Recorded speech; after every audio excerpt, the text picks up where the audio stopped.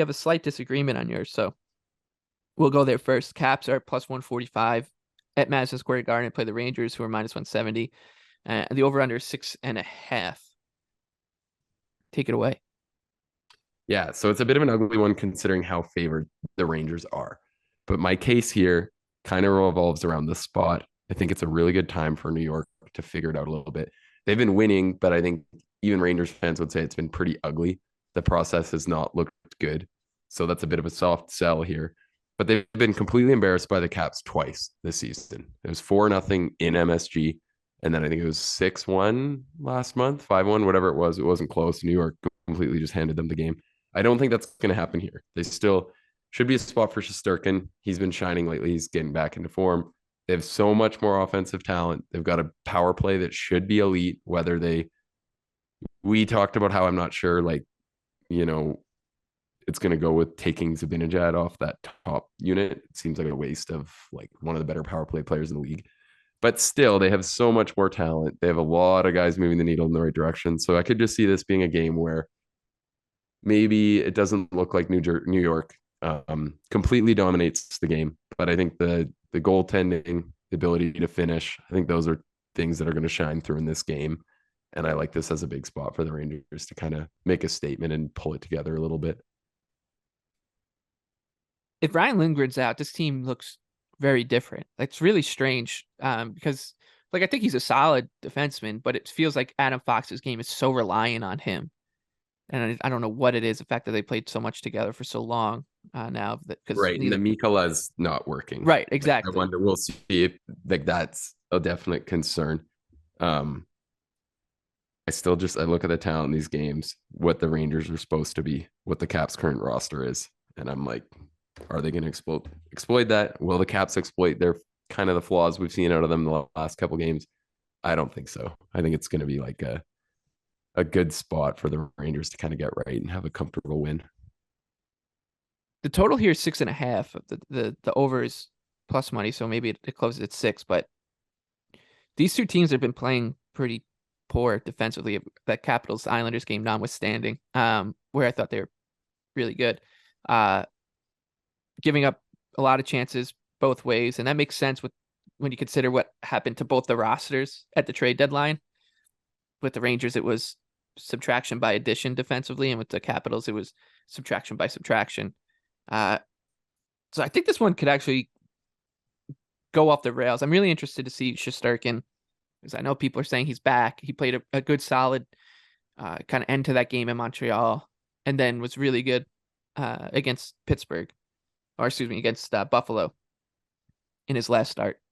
So yeah, I would lean towards Washington here, but I'll probably stay away. I think the Rangers just 4-4-1 in their last 9 since they've had to throw things into flux to make room for Kane. They're 4-4-1, and only one of those wins has come in regulation. So I just don't know if they figured things out, and I think the coaching has left a little bit to be desired as well. Just forcing things.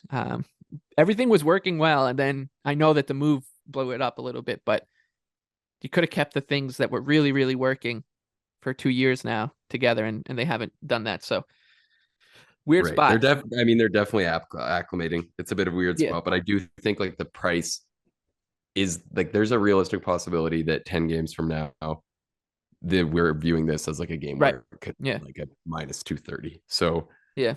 I think like we're getting a bit of a number to try to like and like the Caps right now, they have no forwards who are just going to drive play and generate like elite looks. Yeah. They They're don't just need not. him. They got Sandine. They don't need anybody else. Yeah, like I think it's like it's hard to say a sell high spot on the Caps who no one thinks are good, but I almost think that's what it is, where it's like even the Islanders game, I think their expected goals was like 2.26, and it didn't seem like that much better of a game than that realistically. Right. So I just don't think there's enough guys that are really just driving play in the right direction. There's a lot of solid guys, but I don't think there's enough star power. Kuznetsov and Ovi really are not looking good at in 5-on-5 play.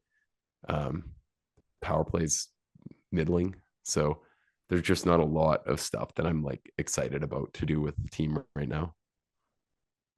I think it's the game of the night too, because Washington can, whether it's just a hallucination or not, like play themselves quote unquote back into the playoff mix with a win. And if the Rangers don't get a point in that game, and then their next two are coming against Pittsburgh, some alarm bells go off. So I think in terms of what's at stake for both teams, it's the game of the night. Because I mean, you can say like, oh, Lightning Devils or Jets Hurricanes when you two really good teams playing each other.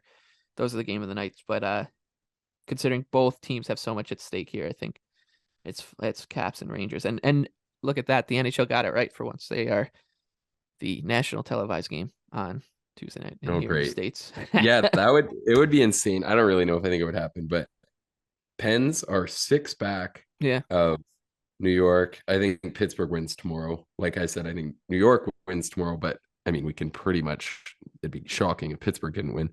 And then if New York did lose this, the Pens win. Those 2 games later in the week look pretty interesting. And I mean, I guess you're avoiding, if you finish third, you're playing Carolina Right. maybe. It's So like, it's not it's like debatable what is like that much right. more of a disaster, but it It's is. and they're the Islanders. If the Islanders, I guess could if things really went off the rails at the Rangers, like make things interesting and throw them into the wild card spot. But uh, psychologically, just like falling out of a spot that you've been in for the entire season Yeah, and is like it's funny. kind of debatable what is even best because Right. like so New Jersey and Carolina are tied right now in points. It's So yeah, it's it's the kind of like same. There's really no. I don't think there's a discernible difference between 3 and 4 in the Metro. there's nothing Um, you're picking at all. That's for hmm? sure. I was just saying none of those options are one where you're like, this is a slam dunk compared to any Right. other. Yeah, you're not. This is not the old Southeast Division when the Rangers finished sixth and they got to play the Thrashers in the first round because the Thrashers finished as maybe the worst number 3 team in any sports history. All right, we'll close up with my best bet. I like the Senators, another big dog. They're plus 180, plus 185 in Edmonton. The Oilers around minus 215. The over under here 7. Boy, the goaltending is really scary in this one. For the Senators, it could be Kevin Bandelise. It could be Matt Sogard. Either option, not great. Sogard has had a couple duds in the past 6 or 7 days when the Senators really looked like they could be making a charge and then fell on their face with losses in Chicago and Vancouver. This is a tricky spot for Edmonton as well. They're coming off of a couple of huge games, right? Like they played in Buffalo, they got the win. Then they go to Boston, an emotional 3-2 win where they gave the Bruins, I think, their first loss in which the Bruins blew a third period lead all season.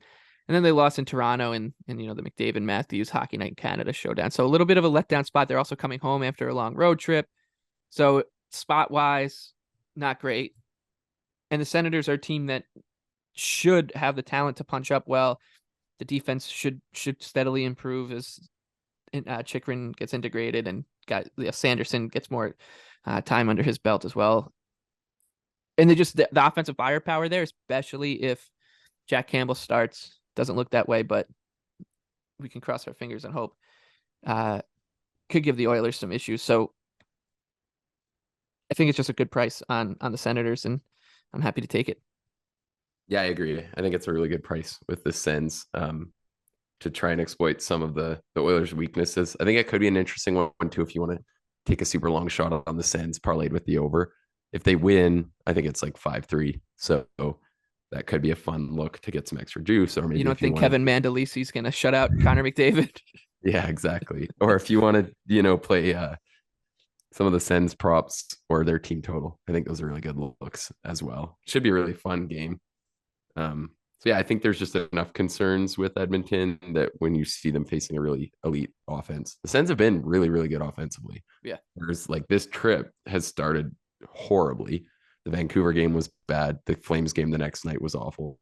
But that's kind of been like the nut low from what we've seen from Ottawa for like the whole second half of the year. And even the start, like they're consistently among the leaders for chances generated. And they just had such a hard time finishing at the beginning of the year.